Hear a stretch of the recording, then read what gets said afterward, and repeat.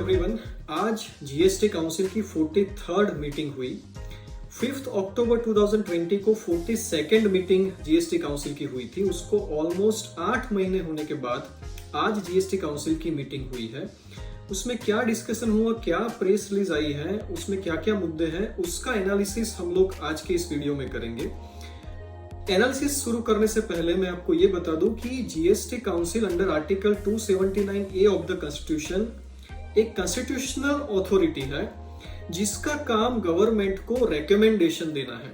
तो जो भी डिस्कशन अभी हम लोग कर रहे हैं वो जीएसटी काउंसिल के रेकमेंडेशन के फॉर्म में है। जब तक गवर्नमेंट इस रेकमेंडेशन को एक्सेप्ट करके नोटिफिकेशन इश्यू नहीं करती तब तक इसको हम लोग इम्प्लीमेंट हुआ नहीं मान सकते। तो जब गवर्नमेंट नोटिफिकेशन इश्यू करेगी और जिस किस्म का नोटिफिकेशन इश्यू करेगी वो फाइनल माना जाएगा।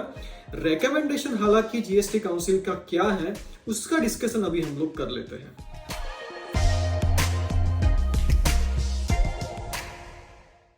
ऐसा एक्सपेक्टेड था कि इस मीटिंग में वैक्सीन को और वेंटिलेटर्स को, इन सारी चीजों में जो जीएसटी लगता है उसको पूरा एग्जम्पशन दिया जाएगा, उसके ऊपर कोई जीएसटी नहीं लगेगा। इस किस्म का एक एक्सपेक्टेशन था।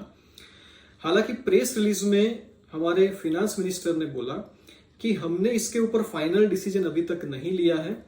ये जो मैटर है उसको ग्रुप ऑफ मिनिस्टर्स को रिफर कर दिया गया है और वो 8 जून तक अपनी रिपोर्ट हमें सबमिट करेंगे। उसके बाद इसके ऊपर फाइनल डिसीजन लिया जाएगा। फाइनल डिसीजन ना लेने का रीजन जो उन्होंने बताया वो ऐसा है कि दे आर नॉट श्योर कि अगर हम लोग इसमें जीएसटी वेव कर देंगे तो उसका बेनिफिट फाइनल कंज्यूमर को मिलेगा या नहीं। उन्होंने बताया कि जो वैक्सीन है वो नॉर्मली गवर्नमेंट परचेस करती है, उसके ऊपर जीएसटी पे करती है और जो जीएसटी होता है वापिस गवर्नमेंट के पास in the form of collection आ जाता है। जब हम लोग प्राइवेट हॉस्पिटल्स को ये वैक्सीन बेचते हैं और प्राइवेट हॉस्पिटल्स उसके ऊपर जीएसटी पे करती है, अगर इसको मैंने वेव कर दिया तो प्राइवेट हॉस्पिटल्स वैक्सीन के प्राइस रिड्यूस करेगी या नहीं करेगी ये सर्टेनिटी नहीं है। इसका मतलब ये हुआ कि अगर हमने वैक्सीन के ऊपर जीएसटी वेव कर दिया, एग्जम्प्ट कर दिया, तो उसका फाइनल कंज्यूमर को बेनिफिट मिलेगा ही ऐसी श्योरिटी नहीं है। उसका हमको डिटेल एनालिसिस करना है। वेंटिलेटर के बारे में भी उन्होंने वही बात की कि वेंटिलेटर परचेस करने वाले होते हैं हॉस्पिटल्स, और अगर हमने जीएसटी वेव किया तो जो वेंटिलेटर्स होंगे वो सस्ते हो जाएंगे, लेकिन वो सस्ते होने की वजह से पेशेंट की ट्रीटमेंट भी सस्ती होगी ऐसी कोई श्योरिटी नहीं है। तो इसका डिटेल एनालिसिस करने के बाद ही ऐसा कोई एक्शन हम लोग लेंगे। This is what they have said in the GST council meeting. तो ग्रुप ऑफ मिनिस्टर्स को ये मैटर रिफर की गई है, वो 8 जून को अपनी रिपोर्ट सबमिट करेंगे, बाद में फाइनल डिसीजन लिया जाएगा। एक इंपॉर्टेंट चीज में जो अमेंडमेंट है, जो डिसीजन लिया गया है, that is about the MNST scheme. जिन जिन लोगों ने 1 जुलाई 2017 जब जीएसटी आया तब से अप्रैल 2021 अभी तक के जीएसटी रिटर्न्स में से कुछ भी भरना पेंडिंग है, जीएसटी रिटर्न्स भरने पेंडिंग है, तो उनको एक वन टाइम वेवर या तो रिडक्शन दिया गया है लेट फीस में से। किस तरीके का ये रिडक्शन है लेट फीस में?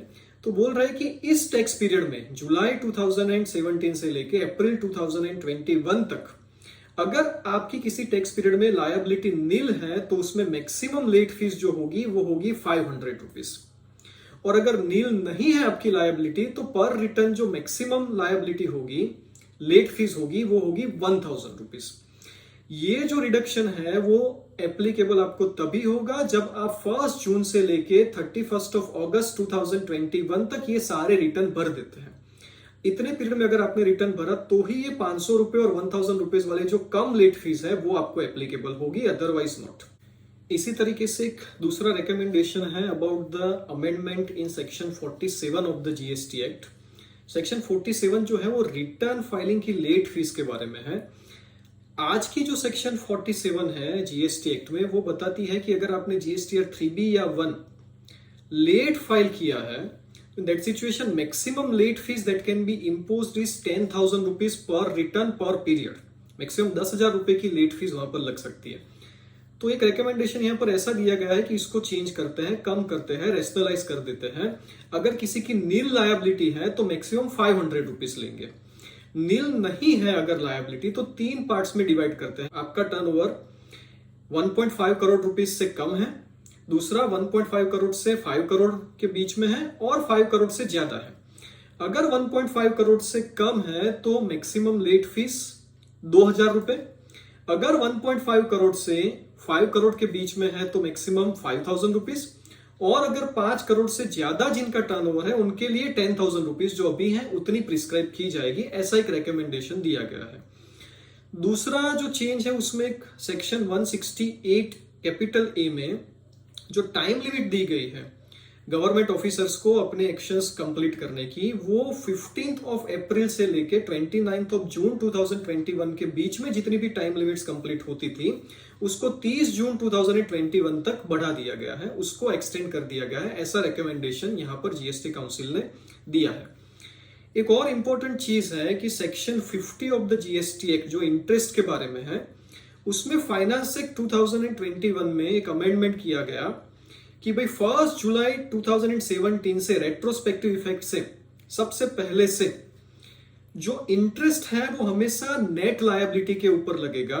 इसका मतलब ये है, नेट लायबिलिटी का मतलब ये है कि जो मैं पेमेंट क्रेडिट लेजर के थ्रू करता हूं उसके ऊपर इंटरेस्ट नहीं लग सकता, जो मैं कैश लेजर के ऊपर करूंगा उसी के ऊपर इंटरेस्ट लगेगा। हाँ, अगर सेक्शन 73 या सेक्शन 74 में से कोई इंक्वायरी या एक्शन स्टार्ट किया है डिपार्टमेंट ने, बाद में मैं अगर सेक्शन 39 का रिटर्न फाइल करता हूं तो उस सिचुएशन में ये जो नेट लायबिलिटी के ऊपर इंटरेस्ट है वो वाला बेनिफिट मुझे नहीं मिलेगा, मुझे इंटरेस्ट ग्रॉस लायबिलिटी के ऊपर पे करना पड़ेगा। ये जो प्रोवाइजो है ये इंसर्ट किया गया है बाय फाइनेंस एक्ट 2021, लेकिन उसको अभी तक नोटिफाई नहीं किया गया है।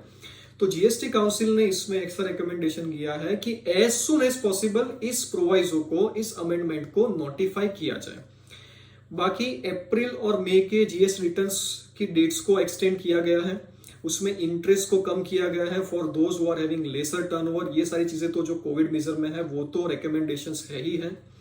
इसके अलावा एक इंटरेस्टिंग चीज ऐसी बोली गई है कि जो जीएसटीआर 1 और 3B की जो रिटर्न फाइलिंग सिस्टम है उसको हम लोग डिफॉल्ट रिटर्न फाइलिंग सिस्टम बना देंगे।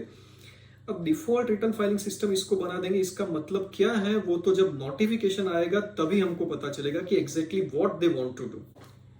एक और इंपॉर्टेंट रिकमेंडेशन है for simplification of annual return filing. हम सबको पता है कि फिनांस एक्ट 2021 से जो कंपल्सरीली चार्टर्ड अकाउंटेंट्स के थ्रू ऑडिट करने की प्रोविजन थी उसको निकाल दिया गया है कि अब जो रिकंसिलिएशन स्टेटमेंट बनेगा जीएसटीआर 9C में वो सेल्फ सर्टिफाई कर सकते हैं हम लोग।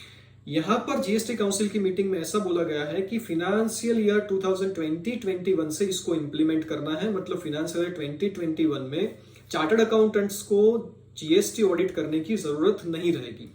दूसरा, फॉर द ईयर 17-18, 18-19, 19-20 के लिए जो उन्होंने एनुअल रिटर्न फाइलिंग में रिलैक्सेशन दिया है वो 2020-21 में भी कंटिन्यू रहेगा। क्या रिलैक्सेशन दिया है?